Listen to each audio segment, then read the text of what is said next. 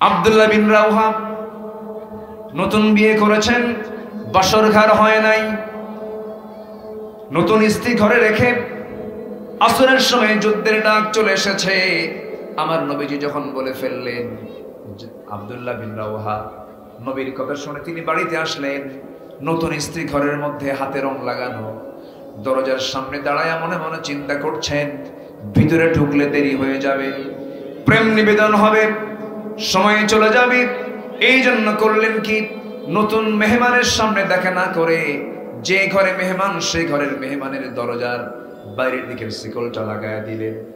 লাগায়া দিয়ে বলছি, স্ত্রী, এমন স্ত্রী গ্রহণ করলাম যাকে দেখার কিসমত আমার নাই, তুমি আমাকে দেখতে পাবে না, আমি দরজার শিকলটা পিছন দিক দিয়ে লেগে দিয়েছি, আমার জন্য দোয়া করো, জিহাদে গেলাম, আমি যেন শহীদ হয়ে আল্লাহর জান্নাতে চলে যেতে পারি। স্ত্রী বলছেন, স্বামী আমার, আপনি আমার এমন স্বামী হলেন যাকে একটাবার নজরে দেখতে পারলাম না। আল্লাহর কসম করে বলি, আপনাকে দিয়ে আমি সময় ক্ষেপণ করব না, প্রেম নিবেদন করব না। একটাবারের জন্য আপনি বাইরে আসুন, আমার সামনে দেখা করুন, অন্তত আপনি দেখতে কেমন চেনার জন্য আমার একটু দেখা দরকার ছিল, যেন কিয়ামতের দিন হাসরের ময়দানে অসংখ্য লোকের মাঝে যেন আমি আপনাকে স্বামী হিসেবে চিনতে পারি। এই কথা শোনার সঙ্গে সঙ্গে আব্দুল্লাহ বিন রাওহা বলছেন, আমার স্ত্রী, আমি যদি তোমার জীবনের শেষ স্বামী হতে পারি, আমি যদি তোমার জীবনের শেষ হাজবেন্ড থাকতে পারি, ধৈর্য ধরে যদি দুনিয়াতে থাকতে পারো, কিয়ামতের দিন হাসরের ময়দানে তোমার সঙ্গে আমার সঙ্গে সাক্ষাৎ ঘটার দায়িত্ব আমার আল্লাহ নিজে নিয়ে নিবে। জোরে বলি সুবহানাল্লাহ, জোরে বলি সুবহানাল্লাহ। ইসলাম এমনি এমনি আসে নাই, নতুন স্ত্রী ঘরে রেখে জিহাদকে প্রাধান্য দিয়েছেন। ইতিহাস মুসলমানদের বিজয় হবে না তো কাদের বিজয় হবে, সেই চিন্তা লালন করার দরকার আছে না নাই? সম্মানিত ভাইয়েরা, এই তিনজন যুদ্ধে চলে গেলেন, তিনজনই শাহাদাত বরণ করলেন। ৩ নম্বর সেনাপতি আব্দুল্লাহ বিন রাওহা সামনে যখন বাতিল শক্তি দাঁড়ায় গেল, ডান হাতে আঘাত করলো, কালিমার ঝান্ডা হাতের মধ্যে ছিল, বাম হাতে নিয়ে নিলেন। বাম হাতে আঘাত করেছে, দুই হাতের কর্তিত অংশ দিয়া মুখের মধ্যে কামড় মেরে ধরেছেন, হাত কেটে ফেললো, পা কেটে ফেললো, মস্তকটাও যখন ছিটকে পড়ে গেল, কিন্তু দেখা গেল আব্দুল্লাহ বিন রাওহা শহীদ হয়ে গেছেন, কিন্তু কালিমার ঝান্ডা জমিনে ফেলতে দেন নাই, কামড় মেরে ধরে আছে।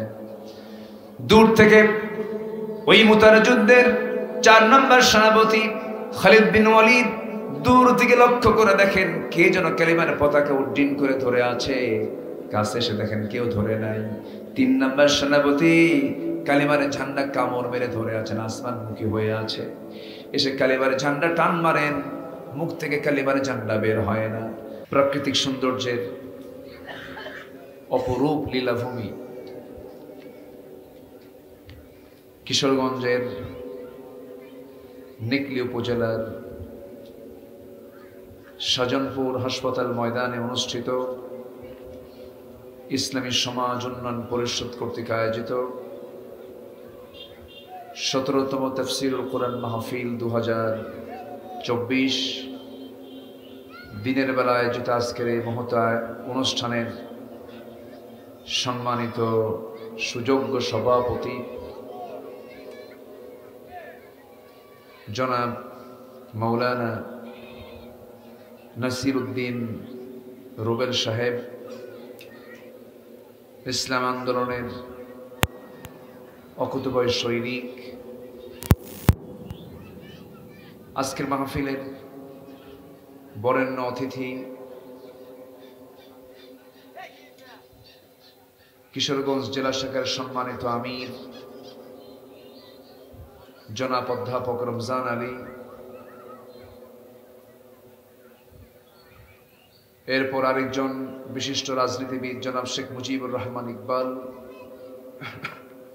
এবং আজকের প্রোগ্রামের বরেণ্য অতিথি যিনি সকাল 11টায় বেলা 11টায় বয়ানের কথা ছিল,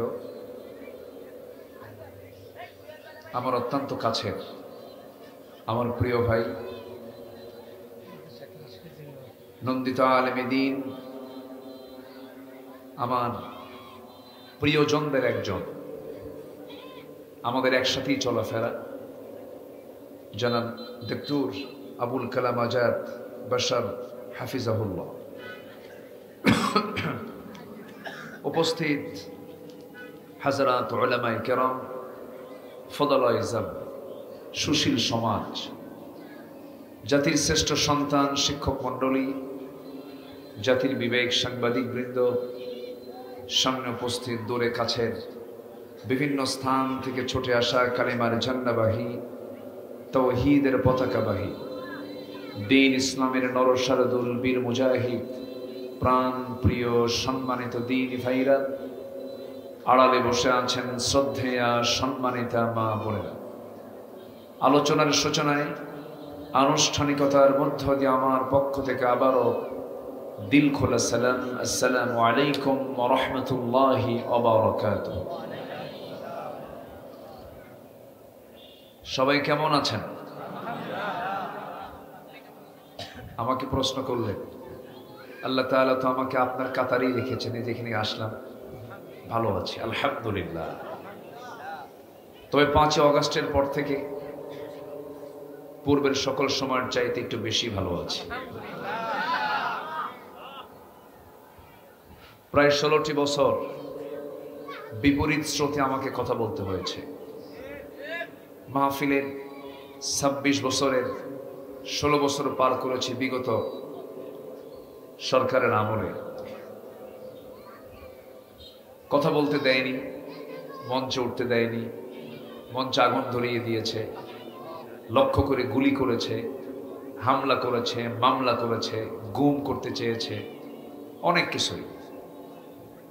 কিন্তু ওদের মেয়াদ ছিল 16 বছর। ফেরাউন ছিল হলো পৃথিবীতে বেঁচে 1600 বছর। সংখ্যা যে মিলল কেমনে বুঝলাম, মিল আছে। আল্লাহ পাকের মেহেরবানি, সকল এই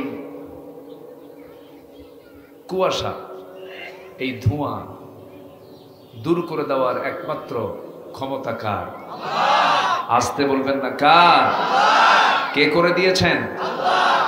শুকরিয়া আদায় করছি, বলছি আলহামদুলিল্লাহ। আবারও বলছি আলহামদুলিল্লাহ। চিৎকার মেরে বলছি আল্লাহুম্মা ইন্নী আসআলুকা আল হুদা ওয়াত তুকা ওয়াল আফাফা ওয়াল গিনা। সবাই বলি আল্লাহুম্মা লাকা আসলামতু ওয়া বিকা আমানতু ওয়া আলাইকা তাওয়াক্কালতু ওয়া ইলাইকা আনাবতু ওয়া বিকা খাসামতু। আমরা আল্লাহ তাআলার শুকরিয়া আদায় করে নিলাম। আমি নিজেকে ধন্য মনে করছি। এই মাঠে এর আগে এসেছিলাম আরেকবার। আল্লাহ তাআলা আমাকে এই জান্নাতের চেহারাগুলো আবারও দেখার সুযোগ করে দিয়েছেন, আলহামদুলিল্লাহ। সম্মানিত হাজিরিন, মাহফিল মূলত যেগুলো মাহফিল বলে, এই মাহফিলগুলো বন্ধ ছিল। যেমন আল্লামা সাইদ রাহিমাহুল্লাহ চট্টগ্রামের প্যারেড ময়দানের যে মাহফিল 18 বছর করতেই দেয়নি, এবছর মাহফিল চালু হচ্ছে। ওই মাহফিলের আমি একজন মেহমান আছি, আলহামদুলিল্লাহ। আল্লামা সাইদ রাহিমাহুল্লাহর প্রতিষ্ঠিত দারুল আমান ট্রাস্টের মাহফিল পাবনা, যেটা বন্ধ ছিল, করতে দেয়নি, আমাকে যেতেই দেয়নি। এবার মাহফিল চালু হচ্ছে, আলহামদুলিল্লাহ। সিলেটের আঞ্জুমানে খিদমতে কোরআন আলিয়া মাদ্রাসা মাঠের যে মাহফিল আল্লামা সাইদি করেছিলেন 5 দিন ব্যাপী, সেখানেও আল্লাহ তাআলা আমাকে মেহমান হিসেবে কবুল করেছেন। বাংলাদেশের হাতে গোনা যে মাহফিলগুলো, যেগুলো প্রতিষ্ঠা করেছিলেন আল্লামা শহীদ সাইদ রাহিমাহুল্লাহ, সেই মাহফিলগুলো এখন চালু হওয়ার সময়ের দাবি, ঠিক কিনা? আল্লাহ তাআলা এবার আমাকে নিয়েছেন আমি আসতে পেরেছি, মন চায় সব জায়গায় যাই। কিন্তু এবছর আমার মনে হয় 20 থেকে 25,000 কমিটি আমার মাহফিল নেওয়ার জন্য অ্যাপ্লাই করেছে। 20 থেকে 25,000, আমার একটা ধারণা। বলেন তো মাহফিল কয়টা করবে? এক বছরে না হয় বড় জোর 6 মাস 150-200 প্রোগ্রাম বড় জোর করা যেতে পারে। তাহলে এই 200 কমিটি বাদে বাকি এই যে 25,000 কমিটি, আমার উপরে খুশি না বেজার? খুশি। মানুষ পাইলে খুশি হয়, না পাইলে কি হয়? বেজার হয়। কিন্তু কিচ্ছু করার নাই তো। এই এক বছরের এই অ্যাপ্লিকেশন ফিল আপ করতে সময় লেগে যাবে 50 থেকে 60 বছর। তবে তারা মাহফিল বন্ধ করতে চেয়েছিল। আগুনে ফোঁ দিলে আগুন নিভে, কিন্তু আগুনে ফোঁ দিলে আবার আগুন দ্বিগুণ দ্বিগুণ জ্বলে ওঠে। ওরা বোঝে নাই যে ফোঁ দিয়ে আগুন নিভানো যাবে না, মুখের ফুৎকারে ইসলাম নিভিয়ে দেওয়া যাবে না। আল্লাহু মুতিম্মু নূরিহি ওয়ালাউ কারিহাল কাফিরুন। আল্লাহ তাআলা সেই নূরকে আলোকিত করবেন, পরিপূর্ণ করবেন। এটা কার দায়িত্ব? ইসলাম ছিল, আছে, থাকবে, আর বাতিল কেউ থাকবে না। ফেরাউন চেয়েছিল মুসাকে পানিতে চুবায়া মারতে, কিন্তু পানিতে চুবায়া মরছে কে? বলেন বলেন বলেন বলেন। নমরুদ চেয়েছিল ইব্রাহিম আলাইহিস সালামকে আগুনে পুড়ে মারতে, কিন্তু সেই নমরুদকে ন্যাংরা মশা দিয়ে বিদায় করেছেন তিনি আমার কে? আসতে বলবেন না কে? দুঃখজনক হলো সত্য, বান্দা ইতিহাস থেকে শিক্ষা নেয় না। যত বড় দাপুটি হন না কেন, ফেরাউন কম দাপুটে ছিল না। যত বড় দাপুটি হন না কেন, নমরুদ কম বড় দাপুটে ছিল না। কেউ নাই। আদ সামুদ জাতিকে মাটির সাথে মিশিয়ে দিয়েছেন তিনি আমার কে? পৃথিবীতে কোনো জালিম শক্তি টিকে নাই, টিকবেও না। এখনো যদি কেউ জুলুম করে, এখনো কেউ টিকবে না। এটাই বাস্তবতা। সম্মানিত ভাইয়েরা, কিন্তু বুকটা ফেটে যাচ্ছে। আমার সন্তান, আপনার সন্তানরা রাজপথে জীবন দিল যেই বাতিলদের উৎখাত করার জন্য। তার কিছু দোসররা এখন দেখতেছে উপদেষ্টা পরিষদে স্থান নিচ্ছে। এটা দুঃখজনক বিষয়, এগুলো মাথায় রাখতে হবে। আমাদের কথাগুলো তো প্রযুক্তির কল্যাণে সব জায়গায় চলে যায়। মুস্তাফা সরওয়ার ফারুকী সে সমকামী পায়ুকামিতায় বিশ্বাসী, লিভ টুগেদারে বিশ্বাসী, বউকে দিয়ে নাচায়া কামাই করে, বউকে নোংরা করে। এই সমস্ত নেতৃত্ব, এই সমস্ত ব্যক্তির সাথে ইসলামী নেতৃত্বের কোনো সম্পর্ক থাকতে পারে না। আমাদের সুস্পষ্ট কথা এটা। আমরা এগুলো মানি না, আমরা এগুলোর সাথে আমাদের কোনো সম্পর্ক নাই। আমরা এগুলোকে প্রত্যাখ্যান করছি। আমরা এগুলোর সাথে আমাদের ন্যূনতম কোনো সম্পর্ক নাই। সম্মানিত ভাইয়েরা, আমরা দুনিয়াতে একটা ক্ষণিক সময়ের জন্য এসেছি। আমরা যে কোনো মুহূর্তেই চলে যাব। এখানে যারা বসে আছেন, ভাই গেছে, বাবা গেছে, মা গেছে, ছেলে গেছে, আত্মীয় স্বজন অনেকেই বিদায় নিয়েছে। আমার বড় বোন, আমার ইমিডিয়েট 3 বছরের বড়, একসঙ্গে ছোট থেকে বড় হয়েছে, বোনটা চলে গেছে। সবাই একদিন আমরা চলে যাব। সবচেয়ে বড় বিষয় হলো, দুনিয়া তো পার হয়ে যাবে, আখিরাত তো পার হবে না। দুনিয়ার শুরু আছে, শেষও আছে, কিন্তু আখিরাতের শুরু আছে। আসতে বলে, আসতে বলে। এই বিশ্বাস যার আছে তারই তো ঈমান আছে নাকি? এই বিশ্বাস যার নাই তার কি ঈমান আছে? তাহলে মরার পরে জীবনটার শুরু হবে, কিন্তু তার কখনো শেষ হবে না। সেই দিনের জন্য আমি কি করলাম? আসুন কোরআনের আলোকে খুব অল্প সময়ে আমি কিছু বলার চেষ্টা করছি। জোহরের আগ পর্যন্ত আমরা আখিরাতের প্রস্তুতি কি নিতে পেরেছি, কি নিলাম? আমাদের এখন জাতি গঠনে কাজ করতে হবে, ব্যক্তি গঠনে কাজ করতে হবে, ব্রিটিশ 200 বছর দেশ শাসন করেছে, তারা যে শিক্ষা ব্যবস্থা রেখে গেছে সেই শিক্ষা ব্যবস্থা এখনো আছে। ব্রিটিশ যে কারিকুলাম রেখে গেছে সেই কারিকুলাম আছে, যে আদালতগুলো রেখে গেছে, যে আইনগুলো রেখে গেছে, ব্রিটিশের ল গুলো এখনো আছে না নাই? আচ্ছা, তাহলে ব্রিটিশ তারা না, কিন্তু ব্রিটিশদের তৈরি করা সেই ফর্মুলা, আইন কানুনগুলো আমরা এখনো রেখেছি। রাস্তায় চলতে নিয়ে আমার নবীজি চলতেন বাম পথে না ডান পথে? ডান পথে। আমরা চলি কোন দিকে? বাম পথে। আমরা এগুলো এখনো রেখে দিয়েছি। তাহলে আমরা ব্রিটিশ বিরোধী আন্দোলন করলাম, অনেক কিছু করলাম, অনেক ডাক দিলাম, ৭১ গেল, ৪৭ গেল, এরপরে আবার 2024 এসে 52 ভাষা আন্দোলন হয়েছে। 24 এসে আমাদের চোখের সামনে রক্ত ঝরিয়ে একটা বিজয় এনে দিয়েছে আমাদের সন্তানরা। এই বিজয় ধরে রাখার দরকার আছে না নাই? আসতে বলবেন না, আছে না নাই? আচ্ছা, কিন্তু বিজয় ধরে রাখার জন্য কিছু মিনিমাম কিছু চারিত্রিক সৌন্দর্য থাকা দরকার। আমি অবাক হয়ে যাই, এই দেশের 18 কোটি মুসলমানের মাত্র 5% নামাজ পড়ে। আমার মনে হয় গোটা পৃথিবীতে যতগুলো মুসলিম রাষ্ট্র আছে সবচাইতে বেনামাজির তালিকায় 1 নম্বরে থাকবে কোন দেশ বলেন তো? বাংলাদেশ। আমি মাহাথির মোহাম্মদের দেশে গিয়েছি, উনি ইন্তেকাল করেছেন, মারা গেছেন না? Doctor Mahathir Mohamad. আমি নিউজ পেলাম, আমি মানে অথেন্টিক নিউজ তো নাকি? নিশ্চিত তো আপনারা জানেন তো নাকি? আমি তো রাতের সফরে ছিলাম, ফেসবুকে অনেক সময় ফেক নিউজও আসে। তো আমি যতটুকু শুনেছি উনি ইন্তেকাল করেছেন, প্রায় 90 ঊর্ধ্ব বয়স।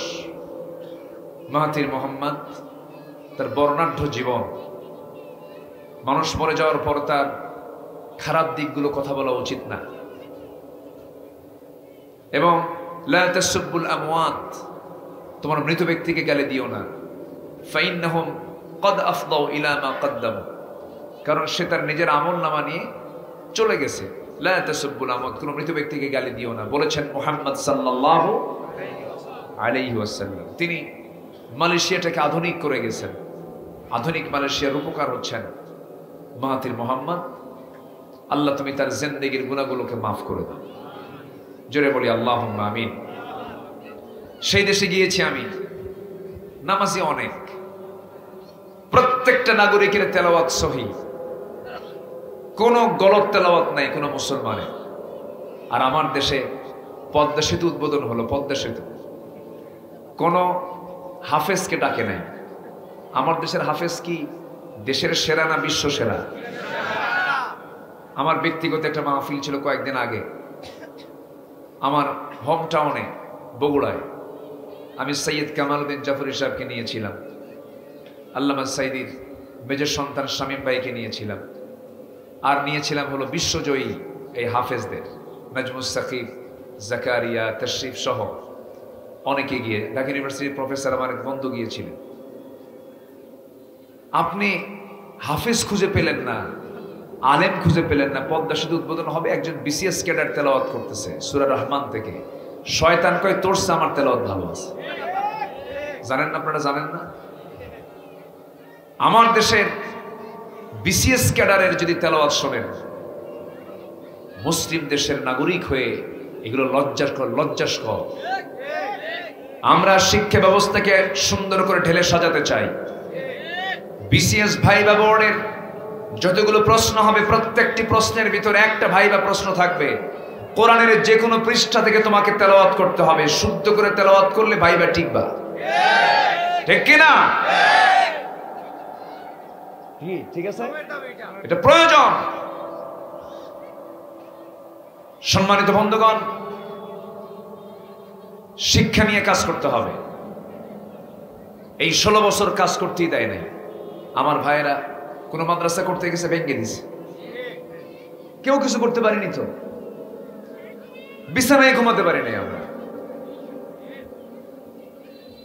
গত 5 আগস্টের পর আমার নিজের হোম টাউনে আমি একটা মাদ্রাসা চালু করেছি। একটা ছেলে ক্লাস 5 পাস করবে, 10 বছর ফিল আপ হবে, বাংলা ইংরেজি সব শিখবে, সাথে অটোমেটিক্যালি তার 30 পারা কোরআন তার মুখস্থ হয়ে যাবে। আপনার ছেলে ডাক্তার হোক, সমস্যা নাই, ইঞ্জিনিয়ার হোক, জজ হোক, ব্যারিস্টার হোক, এমপি, এসপি, রাজনীতিবিদ, মন্ত্রী, প্রেসিডেন্ট সব হবে, কিন্তু আপনার সন্তান হবে হাফেজ ডাক্তার, হাফেজ ইঞ্জিনিয়ার, হাফেজ জজ, হাফেজ এমপি, হাফেজ মন্ত্রী। আল্লাহর কসম করে বলি, দেশের দুর্নীতি 0 পর্যায়ে চলে আসবে। ঠিক কিনা বলেন? এই জন্য সবার আগে আমাদের হাত দিতে হবে কোথায়? শিক্ষায়। বলেন কোথায় কোথায় কোথায়? শিক্ষা তো শেষ করে দিয়েছে এরা, শিক্ষার কিছু রাখে নাই। সমকামিতাকে প্রমোট করার জন্য, ট্রান্সজেন্ডারকে প্রমোট করার জন্য সিলেবাসের মধ্যে ঢুকাতে চেয়েছিল তারা। আমরা মূল যে কাজগুলো আমরা হাত দেব, আমার সন্তানদেরকে আর ইসলাম থেকে দূরে রাখবো না। গত পরশুদিন জানেন কিনা, এক ছেলে তার মাকে 500 টাকার বিনিময়ে নাক মুখ চেপে ধরে তাকে দুনিয়া থেকে বিদায় করে দিয়েছে। চিন্তা করে দেখেন, কেন মারল?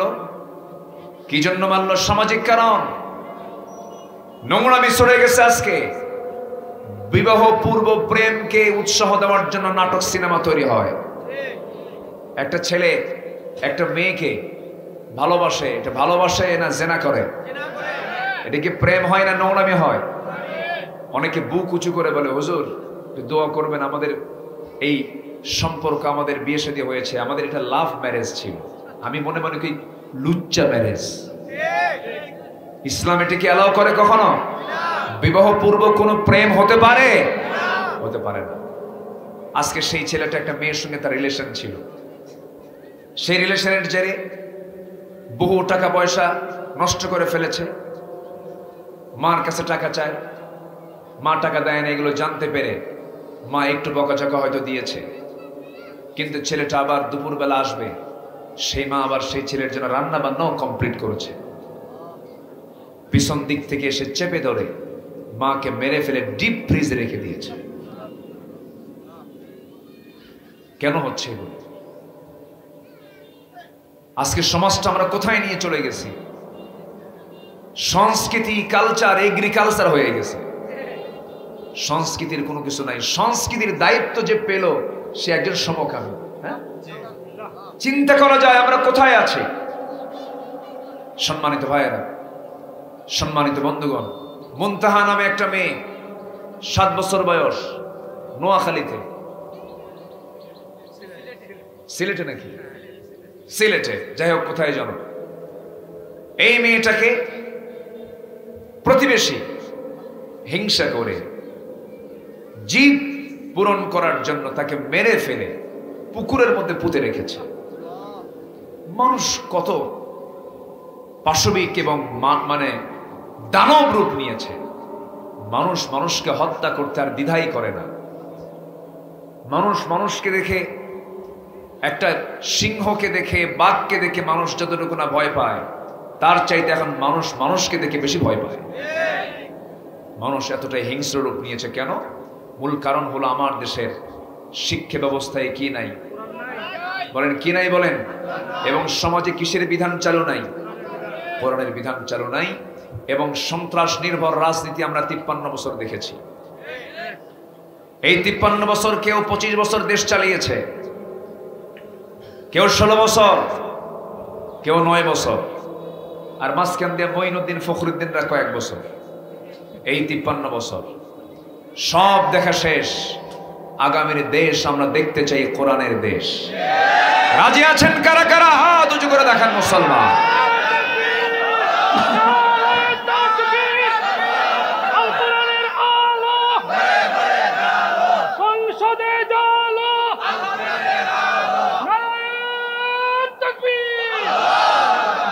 আল্লাহ কবুল করুন, জোরে বলি আমিন। আরো জোরে আমিন। 53 বছর দেখছি না আমরা, দেখলাম তো যারা ক্ষমতায় ছিল তারা কি অন্য ধর্মের না মুসলমান? তারা কি ইসলাম আনছে, কোরআন আনছে? যে মুসলমান ইসলাম আনে না, যে মুসলমান কোরআন চায় না, সে কি মুসলমান হতে পারে প্রকৃত? আমরা কেউ আখিরাতের প্রস্তুতি নিতে পারিনি। আসুন আমার আখিরাতটা সুন্দর হবে কেমনে, কোরআনের আলোকে আমরা আখিরাতের কিছু প্রস্তুতি শিখে যাই। জোরে বলি ইনশাআল্লাহ। কষ্ট হচ্ছে না তো আপনাদের? বলি আলহামদুলিল্লাহ। নাম্বার 1, ঈমান আনবো কার উপরে? নবীকে না মানলেও হবে? হ্যাঁ, আল্লাহ এবং নবীর উপর ঈমান আনতে হবে। সন্দেহে না দ্বিধাহীন? বলেন সন্দেহ নিয়ে না দ্বিধাহীন? দ্বিধাহীন চিত্তে ঈমান আনতে হবে। আল্লাহ আছে না নাই, নবী আছে না নাই, এরকম চিন্তা করার লোকও কিন্তু আছে। কেন আছে জানেন? কোরআন পড়ি না, হাদিস বুঝি না, এই জন্যই শয়তান এই ওয়াসওয়াসাগুলো দিয়ে দেয়। আল্লাহ রাব্বুল আলামিন বলেন, ইন্নামাল মুমিনুনা আল্লাযীনা আমানু বিল্লাহি ওয়া রাসূলিহি সুম্মা লাম ইয়ারতাবু ওয়া জাহাদু বিআমওয়ালিহিম ওয়া আনফুসিহিম ফি সাবিলিল্লাহ উলাইকা হুমুস সাদিকুন। জোরে বলুন আল্লাহু আকবার। সূরা হুজুরাত আয়াত নাম্বার 15। আয়াত নাম্বার 15। নিঃসন্দেহে মুমিন তো তারাই যারা ঈমান আনবে আল্লাহর উপরে, নবীর উপরে, সুম্মা লাম ইয়ারতাবু, যারা কোনো প্রকার সন্দেহ রাখবে না, দ্বিধা রাখবে না। তাহলে ঈমান আনতে হবে সন্দেহ মুক্ত না সন্দেহ যুক্ত? সন্দেহ মুক্ত। সন্দেহ মুক্ত কখন হবে? যখন এই কিতাবের সঙ্গে আমার সম্পর্ক গভীর হয়ে যাবে, এটা যখন আমার জীবন চলার পথ হবে, আমি যখন এটাকে লালন করব, আমি যখন এটাকে রপ্ত করার চেষ্টা করব। কোরআন আল্লাহ তাআলা সবার জন্য দিয়েছেন, কঠিন করে না সহজ করে? বলেন কঠিন করে না সহজ করে? সহজ করে। এটার চাইতেও আকারে বড় বহু স্টাডি করার বই আছে, আকারে বড় বহু বই, গবেষণার বই কিন্তু পৃথিবীতে আছে। কিন্তু কোরআন আল্লাহ তাআলা 30 পারার মধ্যে যে কথাগুলো বলে দিয়েছেন, মানব জীবনে যা দরকার সব বলে দিয়েছেন। জোরে বলি সুবহানাল্লাহ। এই জন্য সবার কাছে উদাত্ত আহ্বান থাকবে, প্রত্যেক ব্যক্তি কিন্তু পিতা, এখানে পিতা হয়েছেন অথবা পিতা হবেন, অথবা পিতা হওয়ার যোগ্যতা হারিয়েছেন, আপনি নাতি দাদা হবেন অথবা নানা হবেন। সবার কাছে আমার আরজ, এই কথাটা বলে যাচ্ছি, মাথায় রাখবেন, কখনো আপনার প্রজন্মকে আর কোরআন থেকে দূরে রাখবেন না। সবার আগে সন্তানকে দিবেন কোথায়? জোরে বলেন কোথায়? আরো জোরে বলেন কোথায় দিবেন? মাদ্রাসায়। চোখ বন্ধ করে মাদ্রাসায় দিয়ে দিবেন। আপনার সন্তান হাফেজ হবে, আপনি হাফেজের বাপ হবেন। একজন হাফেজের বাপের দাম ওই নরমালি ট্রেডিশনালি প্রেসিডেন্ট মন্ত্রীর চাইতে অনেক বেশি। আপনি একজন হাফেজের বাপ। আল্লাহ সবাইকে হাফেজ বানান না, যে সিনাটাকে আল্লাহ তাআলা সিলেক্ট করেন ওই সিনাতেই 30 পারা কোরআন আল্লাহ তাআলা ঢুকায় দেন। জোরে বলি সুবহানাল্লাহ। আপনাদের দোয়ায় আল্লাহ তাআলা আমাকে একটা ছেলে দিয়েছেন, সে হিফজ সম্পূর্ণ করেছে, হাফিজ হতে পেরেছে। সম্মানিত বন্ধুগণ, আপনি হাফেজের বাপ হন, আপনার সন্তান নিয়ে আপনার টেনশন হবে না। আপনার সন্তানকে পাহারা দেবার জন্য ওই 30 পারা কোরআনই যথেষ্ট। আমরা বুঝতে ভুল করি, কি করে খাবে, কি করে চলবে মাদ্রাসায় পড়ে। আমি চ্যালেঞ্জ দিতে পারি, বাংলাদেশের কোন মাদ্রাসা পড়ুয়া কোন ছাত্র শিক্ষার্থী বেকার নাই, কেউ বেকার নাই। কি কেউ বেকার? বরঞ্চ জেনারেল এডুকেশন যারা পাশ করেছে অনেকে বেকার আছে। মাদ্রাসা পড়ুয়া কোরআন শিখেছে, দিন শিখেছে, কেউ বেকার নাই, তারা কিছু না কিছু করে। বলি আলহামদুলিল্লাহ। এত টেনশন কিসের? রিজিকের ফয়সালা কার? রিজিকের ফয়সালা কে করেন? হাজার হাজার কোটি টাকার মালিক সামনে আঙ্গুর পড়ে থাকে 1 কেজি, খাইতে পারে না। একটা আঙ্গুর খাওয়ার পরে বলে, স্যার এটা আর খাওয়া যাবে না, আপনার ইনসুলিন নিতে হবে, ডায়াবেটিস বেড়ে যাবে, গ্লুকোজ বেড়ে যাবে, খেতে পারবেন না, আপনি খায়েন না। একটা খায়া ফকিরের মতো ছায়া থাকে, হাই রে টাকার মালিক আমি, কিন্তু খাইতে পারি না। গ্রামের মানুষ টাকা নাই, পয়সা নাই, ঘুম থেকে উঠেই নামাজ পড়ে চলে গেল লাঙ্গল নিয়া, মাঠে কোদাল নিয়ে চলে গেল, কোদাল টোদাল মাইরা বাড়িতে এসে বলল, রাতের ওই পাতিলের তলের যে ভাত, পান্তা ভাত নিয়ে বসলো, প্লেট নিয়া না গামলা নিয়া? বলেন বোল, বোল ডিশ নিয়ে বসলো। ওই প্লেট দিয়ে হবে না, এখনকার প্লেট তো ফাঁকি প্লেট, ওই প্লেটের ডালও খাওয়া যায় না, ঠিক আছে না? এত বড় একটা ডিশ নিয়ে বসলো, 1 কেজি চালের পান্তা মেরে দিল গোগ্রাসে, খাওয়া শেষ। যখন বলা হয় খাইছো কেমন, আরো 1 কেজি হলে ভালো হয়। তাহলে আল্লাহ ধনীকে টাকা দেন আর গরিবকে খাইতে দেন। সন্তান বেশি ধনীর না গরিবের? বলেন বলেন বলেন। গরিবের সন্তানও বেশি, ধনী লোকের সন্তানের পরিমাণ কম।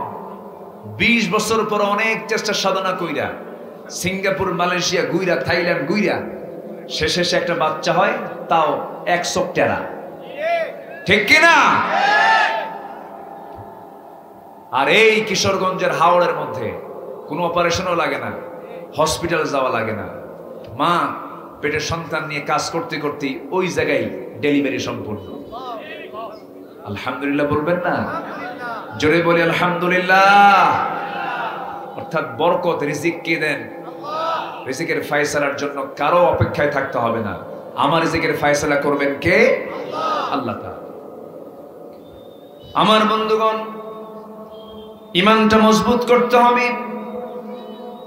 ঈমানের ভিতরে কোনো গলত রাখা যাবে না, ঈমানের ভিতরে কোনো প্রকার সংশয় রাখা যাবে না, শিরকের কোনো ছোঁয়া রাখা যাবে না। যে ব্যক্তি ঈমানটাকে ফ্রেশ করবে, মহান রব্বুল আলামিন আরেক জায়গায় বলছেন, ওয়াল্লাযীনা আমানু ওয়া লাম ইয়ালবিসু ঈমানাহুম বিযুলমিন উলাইকা লাহুমুল আমনু ওয়া হুম মুহতাদুন। জোরে বলি আল্লাহু আকবার।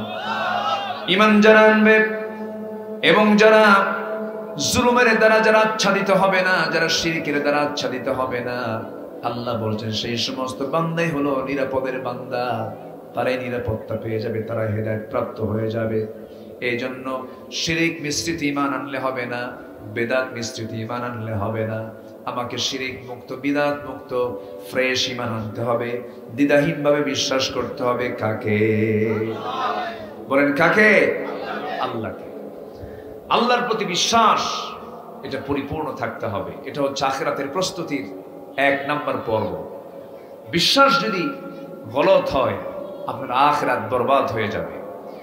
সম্মানিত ভাইয়ের সাথে আল্লাহ তাআলা ওই আয়াতেই, আমি 1 নাম্বার তালিকায় এটা রেখে দিয়েছি। 1 নাম্বার আখিরাতের প্রস্তুতি, 1 নাম্বারের মধ্যে একটা হচ্ছে বিশ্বাস, আরেকটা হচ্ছে জান এবং মাল খরচ করতে হবে কার পথে? জিহাদ করতে হবে কার পথে? আল্লাহর পথে। জিহাদ একটা হুকুম, এটা অনেকে মানতেই চায় না, আছে না নাই বলেন তো? জিহাদ যে একটা হুকুম, অনেকে এটা বলে যে জিহাদ তো হয়ে গেছে বদরে, জিহাদ হয়ে গেছে ওহুদে, এখন আর জিহাদ নাই। এরকম চিন্তা চেতনার কিছু লোক আছে না নাই? এই যে 5ই আগস্ট পর্যন্ত সন্তানরা যে আন্দোলনগুলো করলো, এটা কি সংগ্রাম না? আজ থেকে সংগ্রাম কিনা বলেন? সংগ্রামের আরবি কি বলেন? সংগ্রামের আরবি কি? জিহাদ। কিন্তু সেই জিহাদটা হতে হবে কার পথে? আল্লাহর পথে। আল্লাহর পথে জিহাদ থাকতে হবে। আল্লাহ রাব্বুল আলামিন সূরা হুজরাতের 15 নম্বর আয়াতে 2টা বিষয়ের হুকুম দিলেন। ঈমানটা ফ্রেশ করো, সন্দেহ মুক্ত, সুম্মা লাম ইয়ারতাবু, ওয়াজাহাদু বিআমওয়ালিহিম ওয়া আনফুসিহিম ফি সাবিলিল্লাহ, আল্লাহর রাস্তায় জিহাদ করো মাল দিয়ে, জান দিয়ে। আল্লাহ তাআলা আগে মাল চেয়েছেন, কারণ মালের মহব্বত যতক্ষণ পর্যন্ত না কমবে বান্দা ততক্ষণ পর্যন্ত জান দেওয়ার প্রস্তুতি নিতে পারবে না। আল্লাহকে মাল চেয়েছেন, এরপরে জান চেয়েছেন। আমার বন্ধুগণ, এই জিহাদের গুরুত্ব অনেকেই বুঝতে চান না, অনেকে এটাকে অবহেলার চোখে দেখেন। অথচ রাসূল বললেন জিহাদ হলো সর্বোচ্চ চূড়ার নাম। আমার নবীজি তার নবুয়তের জিন্দেগির 10 বছর কেটেছে জিহাদের মধ্য দিয়ে সরাসরি। আমার নবীজি তার শেষ বছরের 10 বছর মদিনায় থেকে একটা নয় দুইটা নয় তিনি যুদ্ধ পরিচালনা করেছেন মোটামুটি 86টা। কয়টা বলেন তো? 86টা যুদ্ধ তিনি পরিচালনা করেছেন। কিছু যুদ্ধে তিনি গেছেন, কিছু যুদ্ধে তিনি নিজে যেতে পারেন নাই। মোট 86টি যুদ্ধ পরিচালিত হয়েছে তার জীবদ্দশায় 10 বছরে। তাহলে এখন বলেন গড়ে প্রত্যেক বছরে যুদ্ধ করা লাগছে কয়টা? বলেন।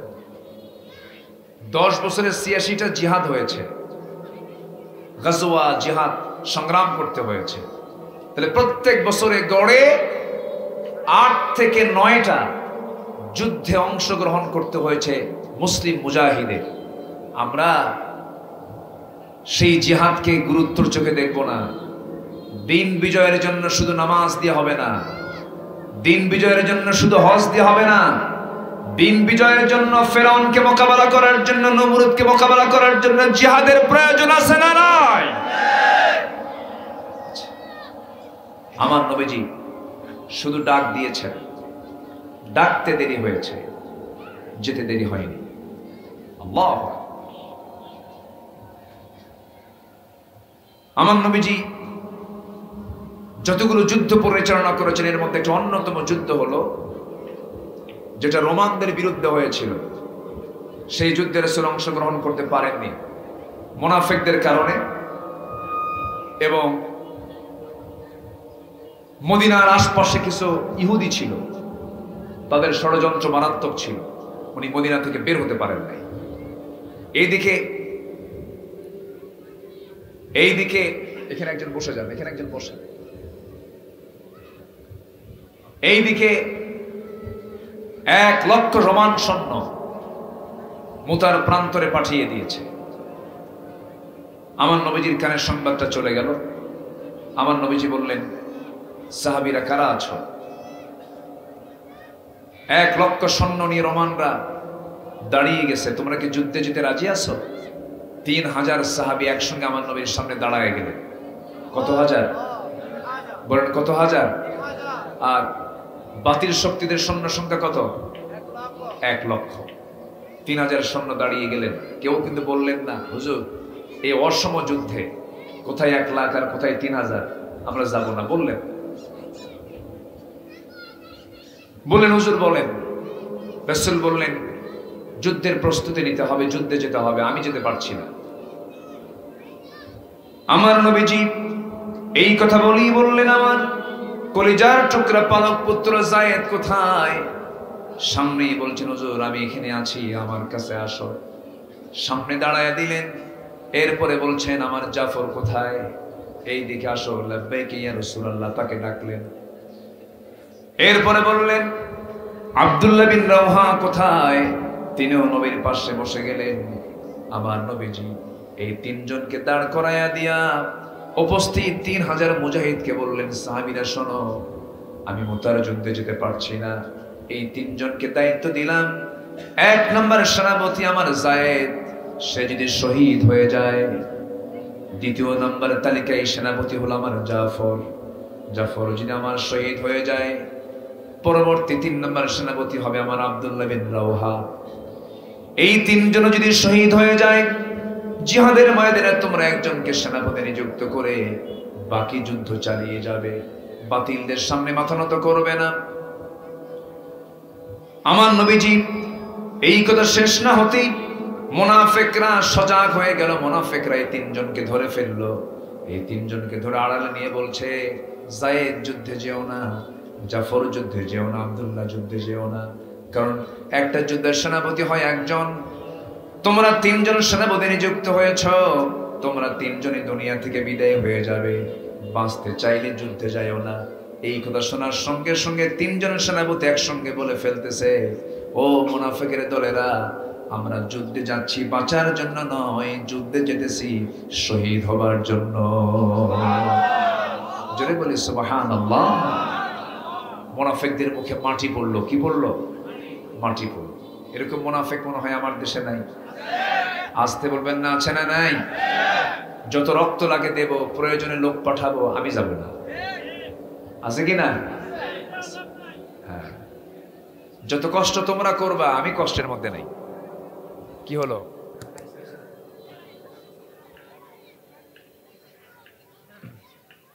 মাইকের আওয়াজগুলো একটু সুন্দর করেন। সুন্দর হচ্ছে না, কিন্তু একটু সুন্দর করার চেষ্টা করেন। একটু জিকির করি লা ইলাহা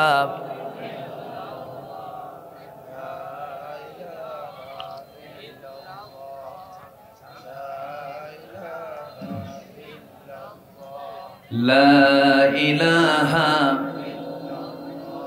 সুবহানাল্লাহ আলহামদুলিল্লাহ লা ইলাহা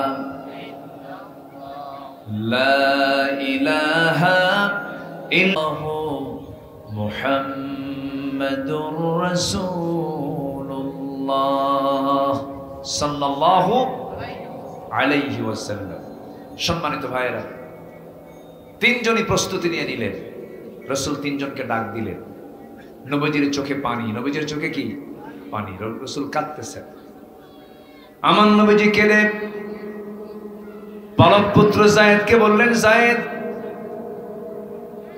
তুমি হলে 1 নম্বর সেনাপতি, যাও পরিবারের কাছ থেকে বিদায় নিয়ে আসো। তিনি বলছেন, ইয়া রাসূলুল্লাহ, আমি যাব আর কোথায়?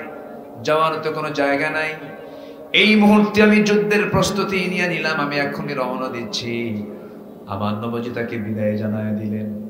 জাফরকে বললেন, জাফর, তুমি আমার চাচাতো ভাই, প্রথম তুমি আবিসিনিয়া হিজরত করেছিলে, তুমি যাও পরিবারের কাছ থেকে বিদায় নিয়ে আসো। তিনি বলছেন, ইয়া রাসূলুল্লাহ, আপনি না বললে আমি যেতামই না। আপনি যেহেতু বলেছেন, আমি রওনা দিলাম পরিবারের কাছ থেকে বিদায় নেবার জন্য। পরিবারের কাছে চলে গেলেন, পরিবারকে জানালেন, বসলেন। দুটো সন্তান নাবালক ছিল, কোলের মধ্যে বসায় নিয়ে আদর করলেন, স্নেহ দিলেন। এরপরে স্ত্রীকে স্বাভাবিকভাবে আস্তে ডেকে নিয়ে সামনে বসায় দিয়া স্ত্রীকে মুসকে একখান হাসি মেরে বলছেন, স্ত্রী আমার, যুদ্ধের ডাক এসেছে, আমি মুতার যুদ্ধে চলে যাচ্ছি, তুমি আমার জন্য দোয়া করো, আমি যেন শহীদ হয়ে আল্লাহর জান্নাতে চলে যেতে পারি। আজকের দেখাটাই তোমার সাথে আমার জীবনের শেষ দেখা হচ্ছে এই দুনিয়াতে। আমি আশাবাদী জান্নাতের সিঁড়িতে তোমার সঙ্গে আবার দ্বিতীয়বার দেখা হয়ে যাবে। স্ত্রীর চোখে পানি। স্ত্রী কেঁদে কেঁদে বলছে, আমার স্বামী, এমনটা আমি আপনার জন্য দোয়া করব না। আমি দোয়া করি আপনি যুদ্ধে চলে যান, কিন্তু শহীদ হয়ে নয়, গাজী হয়ে আমাদের মাঝে ফিরে আসুন। কারণ এই যে সন্তানগুলো দেখতেছেন, এরা এতিম হয়ে যাবে, আব্বা বলে রাখতে পারবে না। এই 3 সন্তানদের এতিমগুলো যেন না হয়, এই জন্য আমি আপনার জন্য এই দোয়াটা করি। জাফর ইবনে আবু তালিব মনক্ষুণ্ণ হয়ে গেলেন। একটু কাঁদা কাঁদা কণ্ঠে হঠাৎ করে কোমরে ছিল তরবারি, কোষবদ্ধ তরবারি কোষমুক্ত করলেন। এরপর করলেন কি, স্ত্রী হাতটা তার হাত দিয়ে টান মেরে ধরলেন। এক হাতে হাতটা টেনে ধরে আরেক হাত দিয়ে তরবারির উল্টা দিক দিয়ে স্ত্রীর হাতে মৃদু আঘাত করে বলছেন, স্ত্রী আমার, হাতে যে আঘাত করলাম তোমার হাতটা কাটছে নাকি, রক্তাক্ত হয়েছে নাকি? না। কেন হয় নাই? উল্টা দিয়ে তরবারি আঘাত করেছেন। সঙ্গে সঙ্গে জাফর ইবনে আবু তালিব বলছেন, আমার স্ত্রী, আমি যেমন তোমাকে তরবারির উল্টা দিক দিয়ে আঘাত করার কারণে তোমার যেমন হাত কাটলো না, আজকে আমার জন্য যত দোয়া করবে সেই দোয়াগুলো উল্টা হয়ে যাবে। কারণ আমি নিশ্চিত আমি শহীদ হয়ে যেতেছি, নাকের মধ্যে জান্নাতের ঘ্রাণ পাওয়া শুরু হয়ে গেছে, আমি শহীদ হয়ে যাব, আমার জন্য দোয়া করো। এই কথা বলে জাফর ঘর থেকে বের হলেন। পিছন থেকে বাচ্চাগুলো বারবার আব্বা আব্বা বলে ডাকে, একটা বারের জন্য তিনি সন্তানদের দিকে ফিরে তাকান নাই। আব্দুল্লাহ বিন রাওহা নতুন বিয়ে করেছেন, বাসর ঘর হয় নাই। নতুন স্ত্রী ঘরে রেখে আসরের সময় যুদ্ধের ডাক চলে এসেছে। আমার নবীজি যখন বলে ফেললেন আব্দুল্লাহ বিন রাওহা, নবীর কথা শুনে তিনি বাড়িতে আসলেন। নতুন স্ত্রী ঘরের মধ্যে হাতে রং লাগানো, দরজার সামনে দাঁড়ায় মনে মনে চিন্তা করছেন ভিতরে ঢুকলে দেরি হয়ে যাবে, প্রেম নিবেদন হবে, সময় চলে যাবে। এই জন্য করলেন কি, নতুন মেহমানের সামনে দেখা না করে যে ঘরে মেহমান সেই ঘরের মেহমানের দরজার বাইরের দিকের শিকলটা লাগায়া দিলেন। লাগায়া দিয়ে বলছি, স্ত্রী, এমন স্ত্রী গ্রহণ করলাম যাকে দেখার কিসমত আমার নাই। তুমি আমাকে দেখতে পাবে না, আমি দরজার শিকলটা পিছন দিক দিয়ে লেগে দিয়েছি, আমার জন্য দোয়া করো। জিহাদে গেলাম, আমি যেন শহীদ হয়ে আল্লাহর জান্নাতে চলে যেতে পারি। স্ত্রী বলছেন, স্বামী আমার, আপনি আমার এমন স্বামী হলেন যাকে একটাবার নজরে দেখতে পারলাম না। আল্লাহর কসম করে বলি, আপনাকে দিয়ে আমি সময় ক্ষেপণ করব না, প্রেম নিবেদন করব না। একটাবারের জন্য আপনি বাইরে আসুন, আমার সামনে দেখা করুন, অন্তত আপনি দেখতে কেমন চেনার জন্য আমার একটু দেখা দরকার ছিল, যেন কিয়ামতের দিন হাসরের ময়দানে অসংখ্য লোকের মাঝে যেন আমি আপনাকে স্বামী হিসেবে চিনতে পারি। এই কথা শোনার সঙ্গে সঙ্গে আব্দুল্লাহ বিন রাওহা বলছেন, আমার স্ত্রী, আমি যদি তোমার জীবনের শেষ স্বামী হতে পারি, আমি যদি তোমার জীবনের শেষ হাজবেন্ড থাকতে পারি, ধৈর্য ধরে যদি দুনিয়াতে থাকতে পারো, কিয়ামতের দিন হাসরের ময়দানে তোমার সঙ্গে আমার সঙ্গে সাক্ষাৎ ঘটার দায়িত্ব আমার আল্লাহ নিজে নিয়ে নিবে। জোরে বলি সুবহানাল্লাহ, জোরে বলি সুবহানাল্লাহ। ইসলাম এমনি এমনি আসে নাই। নতুন স্ত্রী ঘরে রেখে জিহাদকে প্রাধান্য দিয়েছেন। ইতিহাস মুসলমানদের বিজয় হবে না তো কাদের বিজয় হবে, সেই চিন্তা লালন করার দরকার আছে না নাই? সম্মানিত ভাইয়েরা, এই তিনজন যুদ্ধে চলে গেলেন, তিনজনই শাহাদাত বরণ করলেন। 3 নম্বর সেনাপতি আব্দুল্লাহ বিন রাওহা সামনে যখন বাতিল শক্তি দাঁড়ায় গেল, ডান হাতে আঘাত করলো, কালিমার ঝান্ডা হাতের মধ্যে ছিল, বাম হাতে নিয়ে নিলেন। বাম হাতে আঘাত করেছে, 2 হাতের কর্তিত অংশ দিয়া মুখের মধ্যে কামড় মেরে ধরেছেন। হাত কেটে ফেললো, পা কেটে ফেললো, মস্তকটাও যখন ছিটকে পড়ে গেল, কিন্তু দেখা গেল আব্দুল্লাহ বিন রাওহা শহীদ হয়ে গেছেন, কিন্তু কালিমার ঝান্ডা জমিনে ফেলতে দেন নাই, কামড় মেরে ধরে আছে। দূর থেকে ওই মুতার যুদ্ধের 4 নম্বর সেনাপতি খালিদ বিন ওয়ালিদ দূর থেকে লক্ষ্য করে দেখেন কে যেন কালিমার পতাকা উড্ডীন করে ধরে আছে। কাছে এসে দেখেন কেউ ধরে নাই। 3 নম্বর সেনাপতি কালিমার ঝান্ডা কামড় মেরে ধরে আছেন, আসমানমুখী হয়ে আছে। এসে কালিমার ঝান্ডা টান মারেন, মুখ থেকে কালিমার ঝান্ডা বের হয় না। কানের মধ্যে মুখ ঢুকায় দিয়ে বলছে, আমার ভাই আব্দুল্লাহ, আমি হলাম খালিদ বিন ওয়ালিদ, মুতার যুদ্ধের 4 নম্বর সেনাপতি। মুখটা খুলে গেল, কালিমার ঝান্ডা হাতের মধ্যে নিয়ে নিলেন। যুদ্ধ শুরু হয়ে গেছে। সেই যুদ্ধের ময়দানে খালিদ বিন ওয়ালিদ করলেন কি, 3000 মুজাহিদদেরকে একসঙ্গে নিয়ে একসঙ্গে বালুর ভিতরে তারা ঘোড়া দাবড়ালেন। বালুর অন্ধকারে চতুর্দিকে অন্ধকার হয়ে গেল, যুদ্ধ শুরু হয়ে গেল। সেই যুদ্ধের ভিতরে খালিদ বিন ওয়ালিদ একা, একটা নয়, দুইটা নয়, তিনটা নয়, খালিদ বিন ওয়ালিদ একা সেই যুদ্ধে 8টা তরবারি নিজে ভেঙ্গে চুরমার করেছিলেন। যুদ্ধে মুসলমানদের বিজয় হয়ে গেল। খালিদ বিন ওয়ালিদ বিজয়ী বেশি সাহাবায়ে কেরামকে নিয়ে, মুজাহিদদেরকে নিয়ে যখন মদিনার দিকে রওনা করলেন, আমার নবীর এখানে সংবাদ চলে গেছে খালিদ বিন ওয়ালিদের আগের 3 জন সেনাপতি দুনিয়া থেকে বিদায় নিয়েছেন, পরিবারকে সান্ত্বনা দিলেন। আমার নবীজি জাফরের ঘরে ঢুকলেন, বললেন, ও জাফরের স্ত্রী, চিন্তা করো না, আমি আমার নবুয়তি চোখে দেখতে পেতেছি তোমার স্বামী আমার চাচাতো ভাই জাফর বিন আবু তালিব জান্নাতের পাখা নিয়ে জান্নাতের মধ্যে উড়ে বেড়াতেছে। আমার খালিদ জান্নাতে উড়ে বেড়াচ্ছে, আমার আব্দুল্লাহ জান্নাতের মধ্যে উড়ে বেড়াচ্ছে। ইতিমধ্যে আব্দুল্লাহ বিন খালিদ বিন ওয়ালিদ যখন মদিনার কাছাকাছি যখন পৌঁছে গেলেন, আমার নবজি তাদেরকে দেখে ফেললেন। বিজয়ী বেশে তারা মদিনার মধ্যে ঢুকতেছে। মুসলমানদের জয় পরাজয় নিয়ে কিছু আগে না বলে আমার নবজি সাহাবায়ে কেরামকে লক্ষ্য করে বলেন, সাহাবীরা, জিহাদ তো করেছ, আরেকটা কথা বলি, নামাজ কি ঠিক মতো আদায় হয়েছে কিনা? নামাজের গুরুত্ব কি আছে? আসতে বলবেন না? আছে? সবাই কি নামাজ পড়তে রাজি আছেন? কয় ওয়াক্ত নামাজ? এই গ্রামের নাম কি? সাজনপুর গ্রামকে আমরা বেনামাজি মুক্ত গ্রাম দেখতে চাই। গ্রামের নির্দিষ্ট মাতব্বর আছে না নাই?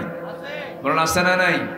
যদি উনি বেনামাজি হন, যুবকরা যারা আছো সবাই মিলে তার কাছে যাবা, গিয়ে বলবা আমরা আপনার সন্তান, আপনি মাতব্বর, আপনি নামাজ ধরুন, আপনার মাতব্বরি আমরা মানব, আপনাকে সম্মান করব, কোনো সমস্যা নাই।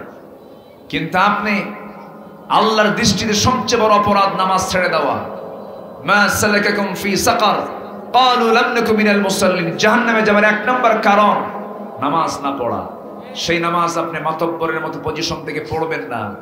যদি পড়েন মাতব্বরি মানব, যদি না পড়েন আপনার মাতব্বরিতে গ্রাম চলবে না।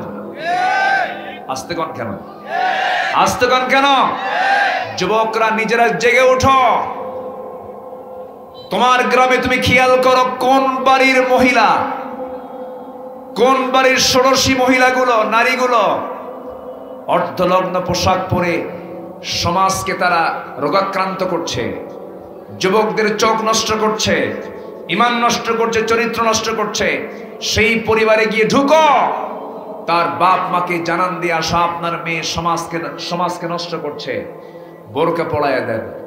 সজাগ হওয়ার দরকার আছে না নাই? সেই পরিবেশকে আমরা পাইছি না এখন? আজ থেকে পাইছি কিনা বলেন? পেয়েছি। আমরা সাজনপুর গ্রামকে বেনামাজি মুক্ত গ্রাম দেখতে চাই, বেহায়াপনা মুক্ত গ্রাম দেখতে চাই। আস্তে আস্তে কয়, জোরে বলি ইনশাআল্লাহ, আরো জোরে বলি ইনশাআল্লাহ। যে গ্রামে কোনো পর্দাহীনা নারী থাকবে না, যে গ্রামে কোনো বেনামাজি লোক থাকবে না, সেই গ্রাম হবে পৃথিবীর শ্রেষ্ঠ গ্রাম। নারায়ে তাকবীর, নারায়ে তাকবীর। নামাজ রোজা যেখানে আমরা আছি সেখানে, আর কোরআন যেখানে আমরা আছি সেখানে, লিল্লাহির তাকবীর। তো আমি একটা কাজ দিয়ে গেলাম, কিন্তু আমি পরে আমার রুবেল ভাইয়ের কাছ থেকে আমি তথ্য নেব। একটা কমিটি করবেন এই যুবকরা, ঠিক আছে না? গ্রামে কারা নামাজ পড়ে না তাদের তালিকা করবা। তালিকা পিটানোর জন্য না, দাওয়াতের জন্য। আবার ভুল বুঝো না, আবার সুন্দর করে বুঝায়া মসজিদে নিয়ে আসো। মসজিদগুলো পাকা হয়ে গেছে কিন্তু মুসল্লি নাই, ইমানগুলো কাঁচা হয়ে গেছে। ফজরের মুসল্লি থাকে 60 জন বুড়া, 60 জন বুড়া। যখন বলা হয় চাচারা আপনারা মসজিদে আসছেন, ফজরে কষ্ট হয় না কে? বাবা বুড়ি নাই, করবো কি, আসলাম মসজিদে।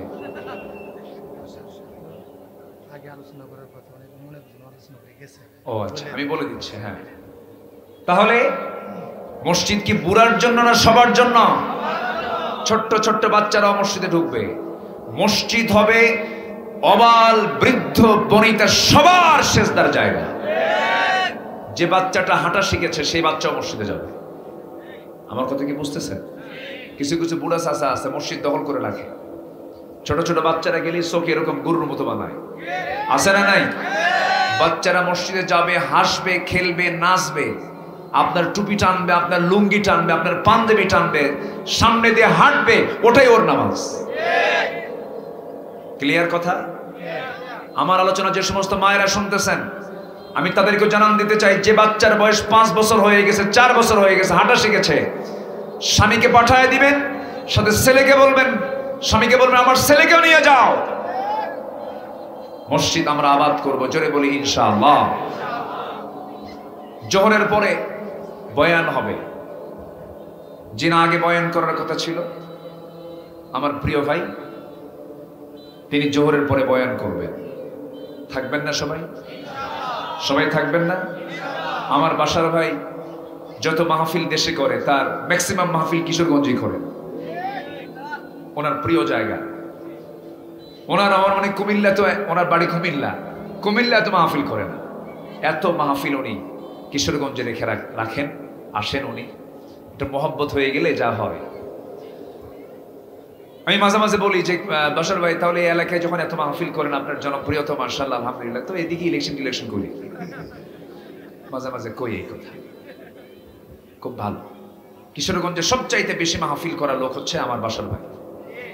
আমার সুযোগ হয় না, আমার গোটা দেশে যেতে হয়। বাসার ভাই আবার বেশি দূরে যেতে চান না।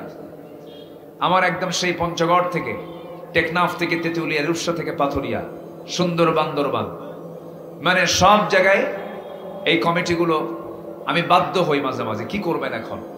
বলে যে ওজন আপনি না আসলে মাহফিলই করব না, এই একটা সিচুয়েশন। তো মাহফিলগুলো সব জায়গায় যেতে হয়। এর মাঝে আমারও কিশোরগঞ্জ খুব ভালো লাগে। এখানে তো কোনো বুড়া নাই, তো সব কিশোর, আমার ভালো লাগে, এই জন্য আমি আসি। আমিও কিশোরগঞ্জে আসি। কিশোরগঞ্জকে আল্লাহ তাআলা কবুল করুন, জোরে বলি আল্লাহুম্মা আমিন। কিশোরগঞ্জের প্রকৃতি সারা জীবন এরকমই থাকবে। হাওড় নিচু এলাকা, গ্রামীণ একটা ভাব, এত সুন্দর। আমি যখন আজকে ভোরে এসেছি, আমি ছিলাম নাটোর, সেখান থেকে আসছি ভোরে, এত সুন্দর লাগলো, নির্মল হাওয়া, কি সুন্দর পরিবেশ। আল্লাহ তুমি কিশোরগঞ্জের প্রতিটি মানুষকে দিনমুখী, কোরআনমুখী বানাও, জোরে বলি আমিন। তাহলে সবার আগে সমাজ আমার দেখতে হবে, গ্রাম দেখতে হবে। গ্রামকে রাখবো আমরা বেপর্দা মুক্ত এবং বেনামাজি মুক্ত, জোরে বলি ইনশাআল্লাহ, জোরে বলি ইনশাআল্লাহ। এবং আখিরাতের প্রস্তুতি আমরা শিখলাম দুইটা। একটা হচ্ছে ঈমান আনবো, সন্দেহ না সন্দেহ মুক্ত, জান মাল দিয়ে জিহাদ করব কার পথে। নম্বরে 3 হলো তাকওয়া অর্জন করব, তাকওয়া অর্জন করব। বাঁশঝাড় চিনেন তো? বাঁশঝাড়, বাঁশঝাড়ে কেউ যদি চোখ বন্ধ করে দৌড় মারে, ওর চামড়া থাকবে? চোখ হাত পা থাকবে? থাকবে না। একটা বাঁশঝাড়ে দৌড় মারতে নিলে যেমন ক্ষতিগ্রস্ত হয়ে যাবে, বাঁশঝাড় পার হওয়ার জন্য তার ডালপালাগুলো আস্তে আস্তে সরায় দিয়ে যেমন তার বাঁশঝাড় অতিক্রম করতে হয়, এই দুনিয়ার জিন্দেগিতে বান্দা চলতে গিয়ে সামনে সুদ পাবে, সুদ খাবে না, জেনা দেখবে, জেনা করবে না, মদের দোকান পাবে, মদের বোতল পাবে, মদের বোতলে যাবে না। এরকম নোংরামি হারাম যত দৃষ্টি তার সামনে পড়বে সবগুলো কেড়িয়ে চলবে যে বান্দা সকল হারামকে প্রত্যাখ্যান করে হালালকে গ্রহণ করবে। এটাই হলো তাকওয়া অর্জন করা, জোরে বলে সুবহানাল্লাহ। ইত্তাকুল্লাহা ওয়া কুলু কাওলান সাদীদা। নাম্বার 3 হলো ন্যায় প্রতিষ্ঠা করা। নাম্বার 4 হলো দ্বীনের সঠিক ইলম অর্জন করা। নাম্বার 5 হলো অধিক সংখ্যক নেক আমল করা।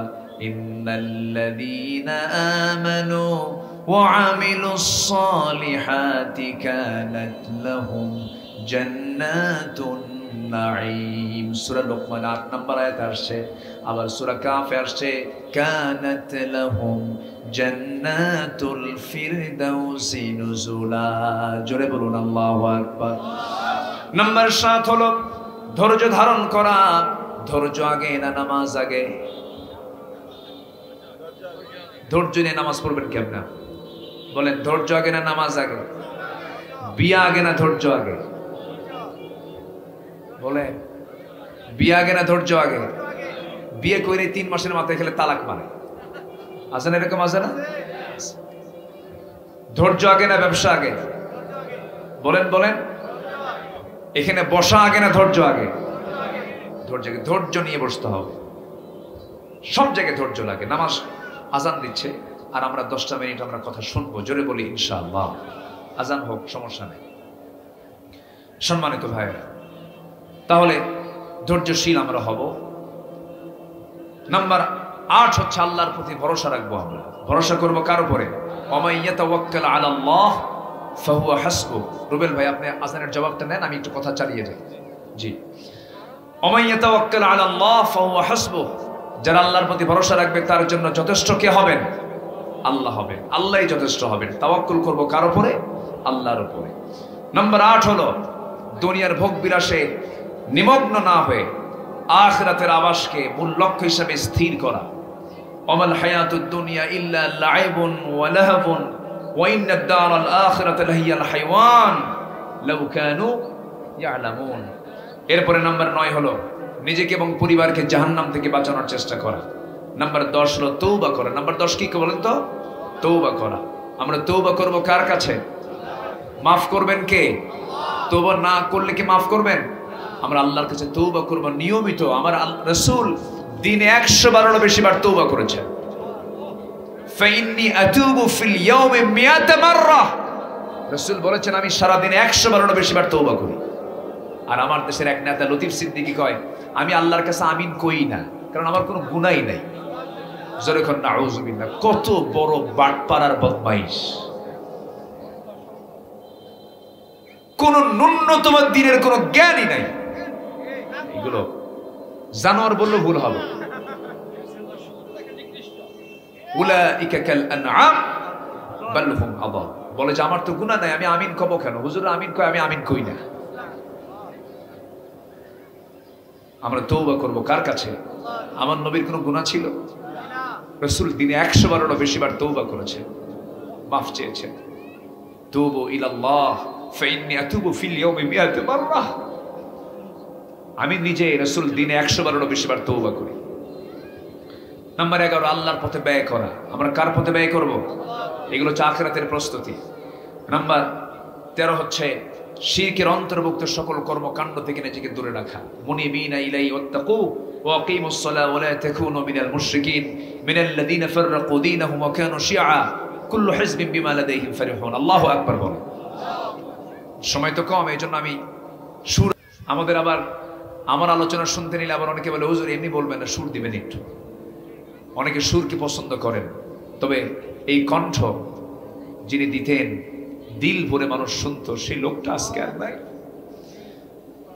আমরা তাকে হারিয়েছি। যে মাঠেই বসি, যে চেয়ারে বসি, যে মঞ্চে উঠি, বারবার তার কথা মনে পড়ে। 2009 সালে একসঙ্গে হজে গিয়েছিলাম, একই বছর। ওনার জীবনের শেষ হজ, আমার জীবনের প্রথম হজ 2009 সাল। তার ইমানের তেজস্বিকতা কি ছিল! সেই সময় ট্রাইব্যুনাল গঠন হচ্ছে, ওনাকে বলা হলো যে হুজুর আপনি দেশে যাবেন না, মামলা হচ্ছে। উনি মুস্কি হাসি মেরে বলে আমার দলের কর্মীরা জেল খাটবে, হামলা মামলা বরণ হবে, আর আমি আরামে বিদেশে থাকবো। এই শিক্ষা রাসূল শিখান না, আমি দেশে যাব, প্রয়োজনে জেল খাটবো। আল্লাহু আকবার। দেশে ফিরেছেন, 13 বছর জেল খেটেছেন। এত বড় জুলুমের শিকার তিনি হবেন, শেষ পর্যন্ত তাকে রোগী বানায়া, সুস্থ মানুষ রোগী বানায়া জোর করে হসপিটালে ভর্তি করায়া, সন্তানদেরকে দূরে রেখে চক্রান্ত করে পয়জনিং করে তাকে দুনিয়া থেকে বিদায় করে দেওয়া হলো। সম্মানিত ভাইয়েরা, তাফসীর মাহফিলের এই প্ল্যাটফর্ম থেকে জানান দিতে চাই, অবিলম্বে আল্লামা সাঈদীর হত্যার সঙ্গে যারা জড়িত তাদেরকে গ্রেফতার করে চূড়ান্তমূলক শাস্তি নিশ্চিত করা হোক। এ মতের পক্ষে রাজি আছেন কারা কারা? হাত উঁচু করে দেখা।